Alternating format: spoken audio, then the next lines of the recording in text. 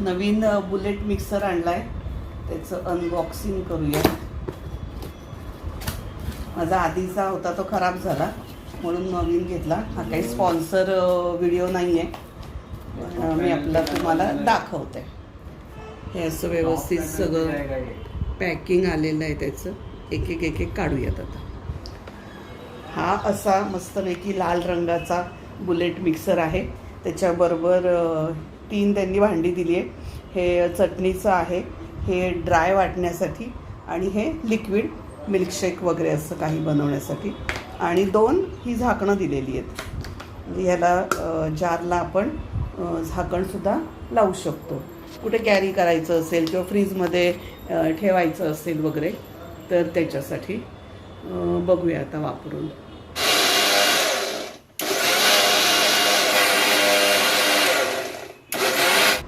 हे बघा, ह्याच्यात मी मस्तपैकी आंब्याचा रस केला आहे. परवा मी मार्केटमधून आंबे आणले होते. काय प्रकार होता आंब्यांचा माहिती नाही, जरा रेषे होते त्याच्यात. तर मी म्हटलं चला हे आपण मिक्सरवरच वाटून बघूया.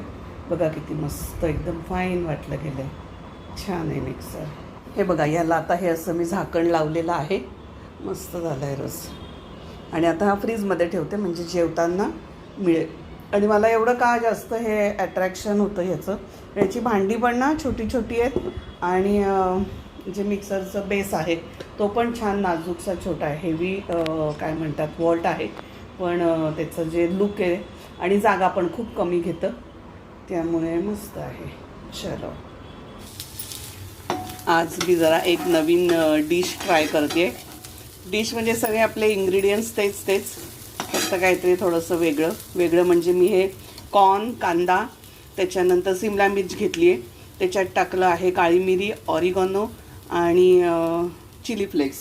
त्याच्यानंतर मी हा आणला आहे कुलचा ब्रेड. त्याच्यात काहीतरी हे टाकलेलं आहेत, काहीतरी हर्ब्स आहेत ऑलरेडी, आणि मॉझरेला चीज. असं सगळं मस्तपैकी मिक्स करून त्याच्यात टाकणार. ते कुलचा ब्रेड ओपन करणार आणि परत त्याला शॅलो फ्राय करणार. चवीला तर काय चांगलंच लागेल, एवढं सगळं पडलं आहे म्हणताना. दाखवते तुम्हाला मी बाकी कसं काय पुढे होतं ते. हे बघा, असे मधून हे चिरले आहेत मी, आणि त्याच्यावर मेयोनीज आणि सॉस घातला आहे, टोमॅटो सॉस. आणि आता हे जे मिक्स केलेलं होतं ते घालते आणि चीज घालून इकडे पॅनमध्ये शॅलो फ्राय करते.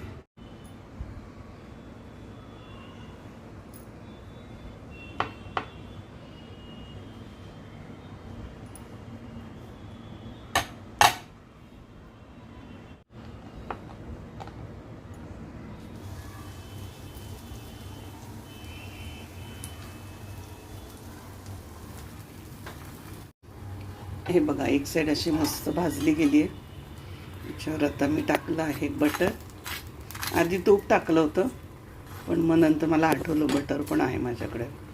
आता बटर टाकून छान शेकून घेते. छान दिसतंय ना, पण एकदम मस्त टेम्पटिंग, त्यामुळे ते चवीला छानच लागणार.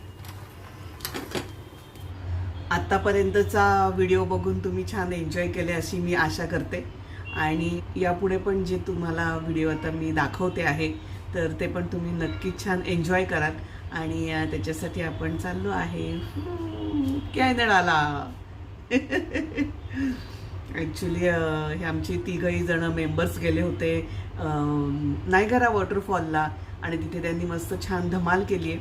प्लस सत्यम बोलला की मम्मी तुझ्या यूट्यूब व्हिडिओमध्ये पण तुला टाकण्यासाठी मी फोन आडवा धरून व्हिडिओ केलेत, त्यामुळे मी ते व्हिडिओ पण तुमच्याबरोबर शेअर करते.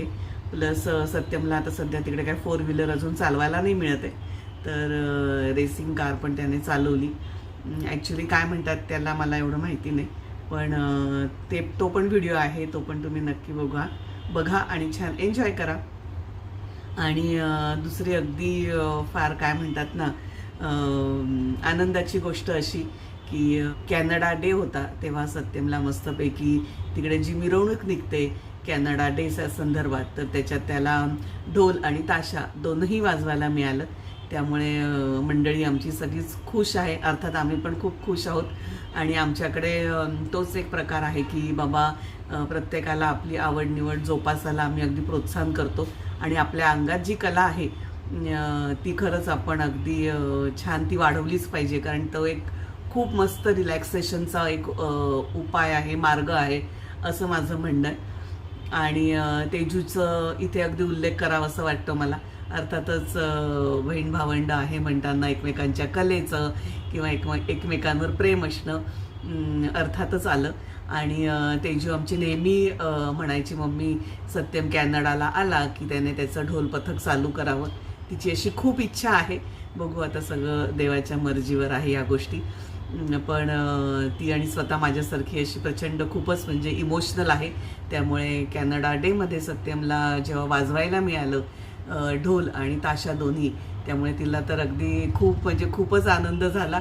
आणि तिच्या त्या बोलण्यातून वगैरे कळत होतं की तिला अगदी काय म्हणतात ना, इमोशनल झाली आहे ती. आणि अर्थात मी मगाशी म्हटलं तसं की ती अगदी माझ्यासारखी ना खूप इमोशनल आहे. म्हणताना तिला ते असं छान भरून आलं की चला, आपली इच्छा होती आपल्या भावाने वाजवावं, इकडे येऊन त्याने वाजवलं आहे. आणि बघू आता पुढे सगळ्यांच्याच आशीर्वादाने, देवबाप्पाच्या आशीर्वादाने त्याचं स्वतःचं ढोल पथक होतं आहे का.